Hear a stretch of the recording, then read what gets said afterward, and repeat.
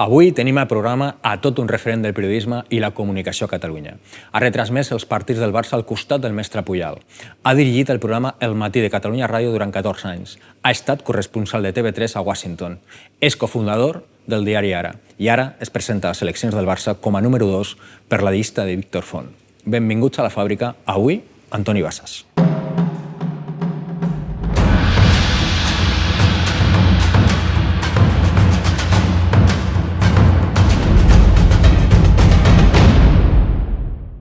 Antoni Bassas, benvingut a la fàbrica. Ha estat un plaer, un honor que un mestre de la comunicació estigui aquí. Moltes gràcies a tu, Gabriel, per la invitació. Has estat durant molt de temps director dels matins de Catalunya Ràdio, corresponsal a Washington. Ara estàs a l'Ara Bassas. Quina és la notícia que més il·lusió t'ha donat fer o donar, o transmetre, comunicar, i quina és la que més mal t'ha fet? Si començo dient que una de les que més il·lusió m'ha fet va ser estar a Wembley el 20 de maig del 92. M'ho imaginava, a la primera Copa d'Europa. Espero que no t'ho prenguis com una provocació i que aleshores l'entrevista... Hem fet porra a l'equip i segur que diu aquesta. Però no, home, mira, recordo un sentiment d'alliberament en uns moments molt tristos al matí que vaig informar que, curiosament, una parella de la Guàrdia Urbana de Barcelona havia detingut els presumptes assassins d'Ernest Lluch. Perquè els atentats del Comando Barcelona, en aquells mesos horribles, en molts casos eren a la matinada o a primera hora del matí, el guàrdia urbà Hervilla, a 300 metres de Catalunya Ràdio, i allò m'ho vaig haver de menjar en directe. I t'asseguro que és molt desagradable anar 10 segons abans de la gent i saber que d'aquí 10 segons amargaràs la vida de molta gent amb la cosa que estàs a punt de dir. Això és el més dur. Això és el més dur. Recordo un accident, te'n recordes un accident d'autocar on van morir tot de nanos catalans a Sòria? Recordo que va ser la primera vegada que vaig estar a punt de plorar davant d'un micròfon, perquè ja era pare i em vaig imaginar el drama que estaven vivint els pares amb la notícia. Quan estaves a Catalunya Ràdio ja fa temps, jo crec que potser no era una etapa o una època amb tanta pressió política envers els mitjans, encara que jo crec que sempre hi ha hagut. Joan Ferran, del PSC, va criticar la corporació, va criticar a tu particularment. Com has viscut durant tota la teva trajectòria aquestes pressions polítiques d'una banda de l'altra, tant fa? I si creu realment que va a pitjor, que les pressions ara són molt més grans i, a més, destapades, sense cap mena de... No, aviam, de pressions, Gabriel, n'hi ha hagut sempre. Sempre. Ara el que hi ha són xarxes socials i multipliquen tot. Multipliquen la polèmica, l'agror de la polèmica, la pressió, o sigui, l'ambient es fa més irrespirable perquè és tot més immediat, és més dur. Però també dura tot menys, no? O sigui, les tempestes són... Sí, les tempestes són curtes però se succeeixen una darrere l'altra cada dia. Llavors, contestant la pregunta, els partits polítics, anava a dir, mai no en teniu prou. Els governs mai no en tenen prou. I es fa una llista invisible de aquest està amb mi i aquest no està amb mi, amb l'agreujant que el que no està amb mi està contra mi.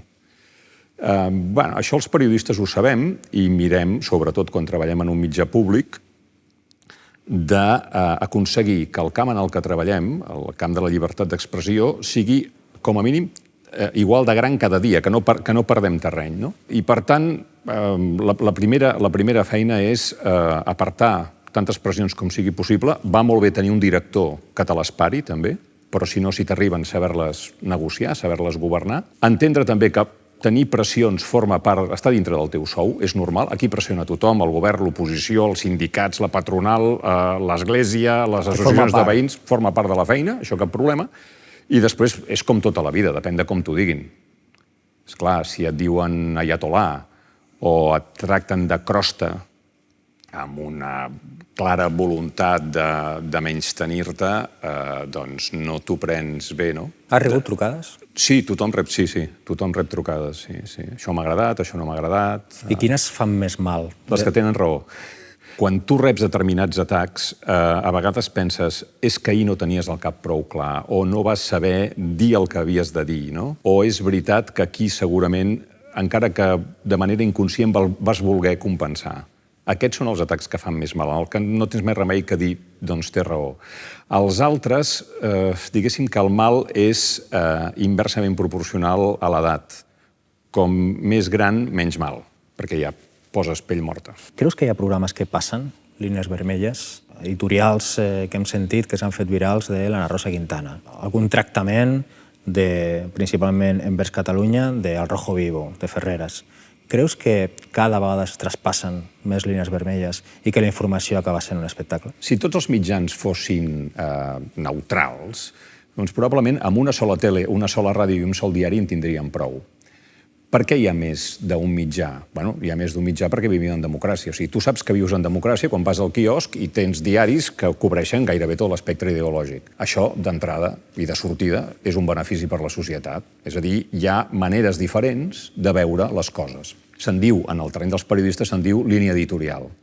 El problema és quan la línia editorial es converteix en filia o fòbia del periodista que està fent el programa, o les fílies o les fòbies dels amos d'aquell mitjà de comunicació, o en periodisme d'estat, o en la recerca del clic de l'audiència.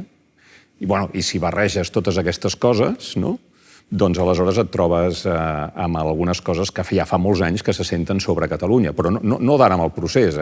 Jo he dit sempre que l'element fundacional de l'APM va ser una portada de l'ABC del setembre de 1993, en què sota una gran foto de Jordi Pujol, a sota van posar, igual que Franco, però al revés, persecució del castellano en Catalunya. Et recorda alguna cosa, això? Però en el cas de la manera en què els mitjans de comunicació espanyols parlen de Catalunya, noi, no només no hem avançat, sinó que hem retrocedit. I en alguns casos estem igual. T'has adelantat a la següent pregunta. Tu vas fer una conferència que abans fora de càmera et deia, extraordinària per mi, que és a la Diada de l'any 19, La nació en portada, crec que es deia, que després es va publicar un llibre. En llibre, sí, en català i en castellà, sí. Que reconec aquí i ara que t'he copiat alguna idea, alguna frase literal. Home.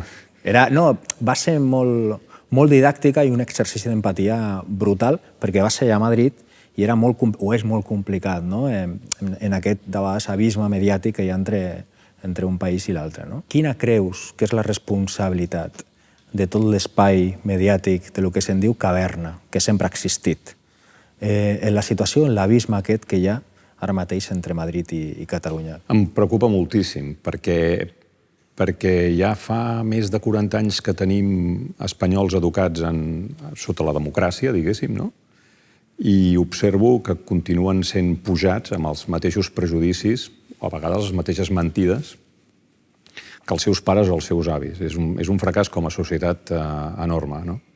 Jo puc entendre que hi hagi ciutadans espanyols que no considerin que Espanya és un estat plurinacional i que fins i tot els preocupi la llengua en què s'ensenya a les escoles a Catalunya. El que no es pot és mentir.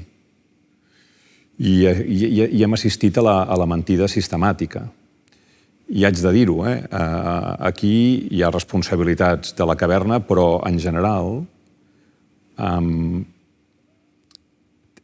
té premi mostrar-se dur amb la llengua de Catalunya. Està premiat. Ja pot ser un diari de dretes o d'esquerres o és a dir, és una contradicció molt curiosa la que es dona. Per un cantó, tots som espanyols. El català, fins i tot, podrien dir que és una llengua d'Espanya, una llengua espanyola. Amigo, però només és autènticament espanyol allò que és castellà. És el missatge que arriba constantment. L'altre és sospitós, és tots els adjectius que hem hagut de suportar durant tot aquest temps. De fet, hi ha un exemple que tu poses a la conferència, que és algo així com que crec que el País va arribar a titular, parlant del referèndum a Catalunya de l'octubre, com el major desafío a la democràcia espanyola. I tu hi ha un punt que dius, en un país con ETA, con el terrorismo islamista, es dramático que un periódico de izquierdas hable como mayor desafío a la democracia d'un referèndum. Sí, els periodistes ens fixem molt amb les paraules, amb l'ús de les paraules, no són innocents, i algunes estan clarament pensades. Llavors, la paraula desafiament, que jo l'havia sentit moltes vegades aplicada a ETA, em semblava... Jo puc entendre, torno, que un ciutadà espanyol digui jo no vull que Catalunya se'n vagi. Per mi és un desafiament que aquesta gent vulgui fer un referèndum. Però, caram, ja m'agradaria que tots els desafiaments fossin pacífics i democràtics com aquests, perquè això permet fer política. Vostè no vol que se'n vagin? Faci una proposta, Els convents, escolta, com van fer a Londres amb Escòcia, els convents i aviam què és el que surt, no? Aquesta per mi és una realitat, aquesta del desafiament, no? Aquesta manera de parlar, que al final ja no saps si és els mitjans de comunicació, és el govern o és la mateixa judicatura. Ara, per exemple, en el moment en el que estem fent aquesta entrevista, estem pendents de saber què és el que dirà el Tribunal Suprem sobre si reverteix o no el tercer grau i l'aplicació del 100.2 als presos polítics. Aparentment, en les deliberacions que hi ha hagut, ha sortit el tema de que uns que diuen ho tornarem a fer no mostren penediment del delicte. Bueno, segurament aquesta és una manera jurídica de parlar, perquè és veritat que hi ha hagut un judici amb una sentència a propòsit d'uns fets que s'han considerat delictius. Però, per l'amor de Déu, o sigui, tu pots parlar de penediment d'algú que vol posar les urnes? Però en quin país vivim? Bueno, en quin país vivim ja ho sabem. En quin segle vivim o hauríem de viure? O sigui, com es pot parlar de la mateixa manera d'un delicte de sang que de posar les urnes, no? Què n'opines d'aquesta divergència? Que la gent que diu, no, unilateralitat, tirem pel dret, ja està fet, i gent que diu, bueno, doncs potser hem de continuar guanyant. Doncs jo crec, Gabriel, que tots tenen les seves raons. Perquè si ara estem parlant de què és desitjable un referèndum unilateral és perquè n'hi ha hagut un que no ho ha sigut. És a dir, hi ha coses que tu no saps que no saps què passarà fins que no les fas. Va passar amb el 9 de novembre i va passar amb l'1 d'octubre. I, per tant, té algun sentit dir, escolta, si l'Estat no em reconeix tal com soc, si li molesta la meva llengua, si no fa reconeixement del meu esforç fiscal, si no puc ajudar la meva gent quan més ho necessito, doncs, escolta, tirem pel dret, no? Bé, aleshores has de calcular les conseqüències de tirar pel dret, però si no fas les coses, a vegades, si no vas a fets consumats, a vegades, no surts del marc jurídic, polític, mediàtic que se t'imposa, històric que se t'imposa. I, per tant, entenc els que diuen no, és que és igual, amb Espanya... O sigui, fixa't, jo t'he dit que és desitjable un referèndum pactat amb l'Estat. Però si tu em preguntes, i el veus possible? Doncs no ho sé. De moment no, Gabriel. T'haig de dir que no veig en l'Estat aquesta voluntat. En què et lleves cada matí? Quina ràdio escoltes? O a qui escoltes? Rola Rosell o Jordi Basté? Amb tots dos. M'has de creure. O sigui, depèn... A més, com que és una ràdio al lavabo i a vegades la meva dona posa alguna cosa, una altra a la nit... Jo ho faig, T'entenc perquè jo ho faig. Amb el primer que em trobo, diguéssim, no? Per escoltar un partit del Barça. Pou, Joan Maria Pou, o Bernat Soler? Bernat Soler. La Vanguardia o el Periódico? L'Ara. Millor entrenador, Cruyff o Pep Guardiola? És que un no s'explica sense l'altre, És allò del pare i el fill. Jo tinc molta estima pel Pep, però tinc una debilitat gairebé infantil pel Johan, perquè jo el vaig veure debutar al Camp Nou quan jo tenia 12 anys i li vaig demanar un autògraf tremolant una vegada, saps? I això marca molt. Millor president del Barça, Rosell o Laporta? El millor president del Barça, sens dubte, és Gamper. Com a analista, Pilar Rahola o Jaume Barberà? No sóc fan particularment de cap dels dos. Com a alcalde, alcaldessa, Ada Colau o Xavi Trias? Sí, és que jo sóc de la generació del 92, Com a alcalde, Maragall. Com a president de la Generalitat, Artur Mas o Jordi Pujol? Com a president de la Generalitat, 22 anys o 23 anys de Jordi Pujol pesen molt. Presentes com a número 2 de la candidatura de Víctor Bosch? Com a número 2 del projecte. Del projecte. Sí, jo no seré vicepresident del Barça en el cas que el Víctor guanyi, però treballaré amb ell, sí. Ens coneixem des de fa 20 anys, aproximadament. La seva mare estiuejava al poble on jo vaig a passar també els estius, a Tavertet, allà sobre el Pantà de Sau, a la comarca d'Osona. Me'l va presentar de què parlen dues persones que no es coneixen, doncs del temps o de futbol. Vam descobrir que eren molt culers i allà va començar una bona relació. Al cap d'uns anys fundem l'Ara, estem buscant accionistes, li proposo per entrar i em diu que sí. Continuem parlant i em diu el Barça s'encamina cap a la tempesta perfecta. Se n'anirà Messi, aquesta generació s'està jubilant a poc, el Pep se n'ha anat, hem de fer l'espai Barça. Fa quan, d'això? Que comenceu a parlar de... Que en comencem a parlar potser des que torno d'Amèrica, l'any 13 o 14, ja en parlàvem. I al cap d'uns anys em diu, tinc un projecte, i me l'ensenya, i llavors és quan em diu, tu em faries un llibre, entrevista, en què jo explicaria, i li dic que sí, presento algun dels seus actes, i ara recentment he anunciat que m'incorporo al seu projecte de manera oberta. I quina seria la teva tasca dins? Suposo que seria ser la mà dreta del president. Què ha passat amb Messi? El responsable és ell, el responsable és la junta directiva, tothom una mica... El que ha passat amb Messi és que ha sigut el protagonista de la història més bonica del Barça. El millor jugador del món fet a casa. I, a més, ho ha demostrat durant 15 anys. Això és el que ha passat, això és el més important, això és el que quedarà. Això és el que quedarà. Ara el que hem d'intentar tots és no espatllar-ho en el moment en el que, biològicament, ja es veu que Messi anirà abandonant els terrenys de joc. No sabem quan falta, esperem que tardi molt, però és evident que ja no té 20 anys. Jo crec que en els últims anys era bastant evident que el Barça havia deixat de cuidar els detalls, que cada vegada s'estava perdent llençols esportius, fins al punt que hi ha un moment que ha deixat de competir. Ha continuat guanyant lligues, ha continuat guanyant copes, però cada vegada més li ha costat més a Europa, fins la bufetada enorme del 2-8. I, esclar, això per un jugador guanyador és molt dur, per un tipus que vol guanyar.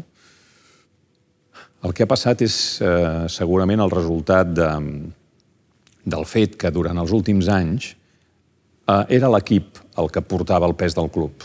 Era l'equip el que tibava del club. Piqué semblava president. Sí, i quan hi havia el Xavi, l'Iniesta i el Busquets i tots aquests. Quan l'equip ja no ha pogut, ja ningú ha pogut aguantar ningú, ni el club en l'equip ni viceversa. I aleshores,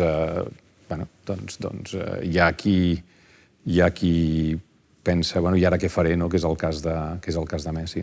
Jo crec que va ser molt dolorós, per mi va ser dolorós, al nivell en què són doloroses les coses en el futbol, imaginar-me'l amb una altra samarreta. Puc entendre que ell digui el dia que plegui m'agradaria tornar a jugar a Rosario, fer el que sigui, aquestes coses ja s'entenen, però la il·lusió que pogués retirar-se com a jugador d'un sol club, això és molt gran. Xavi pot convèncer a Messi perquè no marxi? Xavi pot convèncer a Messi perquè no marxi, sí. És a dir, els futbolistes escolten especialment els futbolistes dels quals se n'en refien. I en Xavi i en Messi han tingut sempre molt bona relació. El que passa és que això no depèn d'una sola persona. Vull dir, no crec que... Ho dic per no posar-li tot el pes només en el Xavi. No crec que això pugui dependre només d'ell. Però estic segur que entre les persones que el Messi es podia escoltar hi ha el Xavi. I si Koeman guanya la Champions, serà l'entrenador? Això, d'acord amb l'esquema que ha preparat el Víctor, i la candidatura, si el futur, aquesta idea de futur, de no tornar a les nostàlgies del passat, això ho decidiria justament aquest cos tècnic nou. Home, el sentit comú diu que quan una cosa funciona no la toquis. Tot i que el Johan advertia que els problemes venen quan les coses van bé i no ets capaç de retocar alguna cosa, perquè no tot continuï igual i la gent no agafi vicis o dongui les coses per superades. Bartomeu té la culpa de tot? No. El que passa és que... És a dir, ningú té la culpa de tot sempre, no? El que passa és que ell el 2015 tenia 2 asos imbatibles. Tenia el trident, acabava de guanyar el triplet, i va ser escollit amb una majoria extraordinària, no? Home, quan tens aquests fonaments tan forts, és dur pensar que has assistit a una lenta decadència que t'has gairebé limitat a gestionar. Després pots entrar en aspectes concrets i dir la promoció de l'equip femení de futbol, la construcció de l'estadi Johan Cruyff, un intent de buscar per fi una pau amb la memòria del Johan. És a dir, per això dic que hi ha... Tothom té algunes coses a les que se'ls ha de reconèixer. Però en Bartomeu, que va tenir una intuïció de dir convoco eleccions, se la va jugar, li va sortir bé, va tenir el premi amb el vot dels socis, després jo crec que es va gairebé a limitar a gestionar la decadència. El Barça s'ha de ficar en política? És molt curiós. Si tu estàs a favor de l'estatus quo i no vol que canviï res, no t'estàs ficant en política. Però si tu vols canviar alguna cosa, aleshores sí, aleshores t'estàs ficant en política, no? No, aviam, per contestar directament. El Barça no és un partit polític, no es presenta en unes eleccions, té socis de moltes tendències i, per tant, no ha de fer política com la faria un partit. Ara bé, el Barça té uns fonaments fundacionals enormes.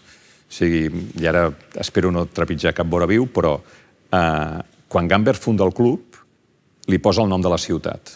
I això ja el fa, diguéssim, o ja pretén que sigui el favorit de la ciutat. Però immediatament se n'adona que si vol continuar creixent i sent gran, l'ha de sumar a la reivindicació política més moderna, més avançada del moment, que és el catalanisme polític, de la solidaritat de l'any 1906, de la mancomunitat de Prat de la Riba, etc. I s'hi suma. I fa el Barça company de viatge dels anhels del poble de Catalunya d'autogovernar-se. Per exemple, en forma d'estatut d'autonomia. El Barça sempre s'ha adherit als estatuts d'autonomia. Per això l'any 23 hi ha una xiulada tremenda a l'himne espanyol al Camp Nou, tanquen el club durant 6 mesos i Gamper se n'ha d'anar a l'exili. Se n'ha de tornar a Suïssa una bona temporada perquè aquí, naturalment, li fan la vida impossible. Què vull dir-te amb això? Que l'arrel catalanista del Barça està aquí, és absolutament indiscutible i és normal que el club, per exemple, mira, una cosa que va passar durant el mandat de Bartomeu, hagi expressat el seu suport em sembla que en deien Pacte Nacional pel Dret a Decidir, no? Aquí està el Barça. És a dir, sumar-se a la voluntat del poble de Catalunya a decidir el seu futur. Ara, a decidir el seu futur. I n'hi haurà que decidiran que sí i n'hi haurà que decidiran que no. Pedro J. Ramírez. El Espanyol. Gabilondo. Mestre. Inda. El contrari de Gabilondo. Ada Colau. Un triomf de la democràcia. Jordi Pujol. Un pare de la pàtria. Villarejo. El fiscal o el policia? Els dos. El fiscal em sembla que està jubilat, crec. I el policia, l'estat profund. Artur Mas. President lligat al patiment. Pedro Sánchez. Supervivent. Pablo Iglesias. Qui li havia de dir que seria vicepresident? Mònica Terribas. Una amiga. Puigdemont. President de la Generalitat a l'exili. Oriol Junqueras. Vicepresident de la Generalitat a la presó. Inés Arrimadas. Una intel·ligència digna de millor causa. Joaquim Maria Pujal. El meu mestre. Bartomeu. El passat. Laporta. La nostàlgia d'una època brillant. Jordi Évole. Un tipus brillant. Ferreras. No el veig gaire. Antoni Bassas. El veig massa. Us porto un joc, no sé, per divertir-nos una mica, una estona. Molt bé. Com que normalment quan anem a viure fora, no, ens hem com d'adaptar molt al país i aprendre moltes normes i moltes lleis i coses que no són iguals que al nostre país. Llavors, com que tu vas estar molt temps a Washington, he fet com un recull de les lleis més importants a tenir en compte a l'hora d'anar als Estats Units. Us porto una pregunta amb 3 lleis o coses que no es poden fer allà i heu de triar quina és la correcta. Molt bé. D'acord? Vale. Comencem per la primera. Què està prohibit a les esglésies d'Alabama? Vale? Hi ha una cosa que ens tenen prohibit. La primera opció és portar un bigoti fals que pugui fer riure a l'altra gent. O sigui, hi ha una llei que diu això. Hi ha una llei que diu que està prohibit portar la teva pròpia sang de Crist. O hi ha una llei que diu que està prohibit seure al primer banc de tots. Jo dic bigoti. Jo dic sang. Bigoti. O sigui, com ha de ser que algú... O sigui, ha d'haver passat això, que algú vagi amb un bigoti i hagi causat riure perquè facin una llei així. Però ja, això és molt habitual allà, no? Lleis d'aquestes de fa no sé quan, no? A vegades he llegit alguna cosa, A Oklahoma torna a estar permès anar amb un pollastre amb no sé què. Exacte. Bueno, doncs a veure, potser tens sort i una més la saps. Per exemple, amb què no pots entrar als hostals de Carolina del Sud? Primera opció, amb un barret de color verd. Segona opció, amb un cavall, a no ser que porti pantalons. Si porta pantalons sí que pots entrar amb el cavall. O amb el teu cunyat. Amb el cavall. Amb un barret verd. Amb el cavall. Li has de posar pantalons, si no, no pot entrar. En sèrio? Però quina lògica té això? Doncs no ho sé. Home, que quan els primers anys algú hauria d'entrar amb cavall. Ja, però pantalons per què? A vegades no hi vulguis buscar la lògica, ho dic. No sé, per no esparverar ningú amb algun membre o alguna cosa, no sé, suposo. Sí, potser sí, una cosa no sé, no. decent. Hi ha una història, ja. Jo no aniria més enllà. Hi ha una història potser millor no saber. Una altra cosa, què no pots fer a Atlanta? Lligar girafes a les faroles, anar amb faldilla pel carrer o cridar mentre ets al vàter. Atlanta. Va, cridar. Sí. Cridar. Lligar girafes a les faroles. No es pot fer, deu ser una pràctica molt comú que van prohibir en algun moment. Però, clar, a girafes... Sí, a Atlanta no hi ha girafes. Algú va decidir que era superimportant fer aquesta llei. És boníssima. Què és el més boig que has vist allà als Estats Units? Perquè és un país molt bèstia, diuen. Sí, bueno, quan diuen s'acosta un tornado o s'acosta una... En el cas de Washington, s'acosta una tempesta de neu que pot ser la del segle. Bueno, es buiden els supermercats. Una vegada vaig entrar, jo vaig dir, bueno, comprar alguna cosa per sopar i la família i tal. Hi havia una... Bueno, no quedava res a les lleixes i una senyora hispana em diu, no entre, se han llevado hasta los carros. O sigui, és que ja no quedava res, no? I l'última, què passa a Indiana? Està prohibit tirar-se pets en llocs públics després de les 6 del matí del dijous? Superconcret. Que és la seva quarantena, no? Exacte. Exacte. El valor del número pi no és 3,14, sinó que és 4, arrodonit. O està prohibit tenir sexe amb animals que pesin menys de 18 quilos. Hòstia, és que em sonen les 3. A voleo, el número pi. És el número pi, però les altres dues són d'altres estats. A mi m'agradaria molt anar allà, però a l'Amèrica profunda. Em crida molt l'atenció. Bueno, a vegades, per anar a l'Amèrica profunda, pots anar a un barri de Washington, a Anacostia, per exemple. Allò t'asseguro que és ben profund. Hi ha un rerepaís desconegut, que en certa forma explica els resultats de Trump, bastant deixat de la mà de Déu. I et va sorprendre quan va guanyar Trump? Bueno, Trump, sí, em va sorprendre molt. Sempre explico que jo era dels que deia que era impossible. Afortunadament, no només ho deia jo, ho deien fins i tot periodistes americans. Els més prestigiosos van dir que això no passaria mai. Semblava impossible. Semblava impossible, i va passar. Va passar. Me'n recordo perfectament el dia que la campanya que feia Trump perquè Obama ensenyés la seva partida de naixement. Perquè deia, no és americà de naixement. Saps que per ser president has d'haver nascut com a ciutadà americà i tenir més de 35 anys. Les dues úniques requisits. I deia, no ha nascut als Estats Units. I al final Obama va sortir a la sala de premsa de Casablanca a ensenyar el seu certificat de naixement. Això surt a la minissèrie també de Roger Ailes, de Fox, que és una mica el creador de totes aquestes campanyes republicanes o de... Sí. Amb el que jo sabia dels Estats Units, un tipus com Trump, barroer amb les dones, que menyspreés els immigrants, en general que mostrés aquest desconeixement de la política, no podia ser president dels Estats Units. Tenia una biografia que l'inhabilitava d'entrada. Doncs no, va guanyar.